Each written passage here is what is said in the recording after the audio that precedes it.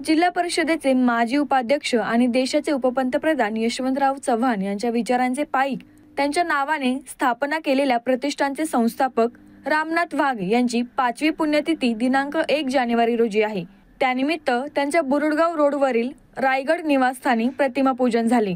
नांदेड येथील स्वामी रामानंद तीर्थ विद्यापीठाचे आणि लखनौ विद्यापीठाचे निवृत्त कुलगुरू प्राचार्य यशवंतराव चव्हाण प्रतिष्ठानचे अध्यक्ष डॉक्टर सर्जेराव निमसे यांच्या हस्ते प्रतिमा पूजन झाले।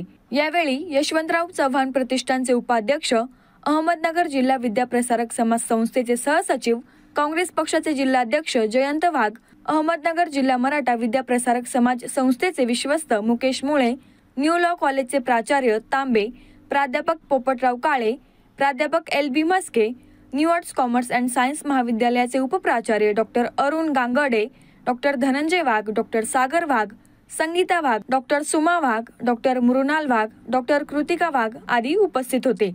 त्यांचे 5वे पुण्यस्मरण करताना कुलगुरू निमसे म्हणाले की नगरमधील राजकीय, सामाजिक, शैक्षणिक क्षेत्रात उल्लेखनीय असे काम रामनाथ वाघ यांचे आहे। जिल्हा परिषदेचे उपाध्यक्ष म्हणून काम करताना 1972च्या दुष्काळात त्यांनी नगर जिल्ह्यात 200 पाझर तलाव आणि नालाबंडिंग करून विक्रम केला। त्यावेळी 4.5 लाख लोकांना रोजगार हमीच्या कामावर त्यांनी नेमले। या कर्तृत्वाची दखल घेऊन त्यांना तत्कालीन मुख्यमंत्री वसंतराव नाईक यांनी विशेष पुरस्कार देऊन गौरविले।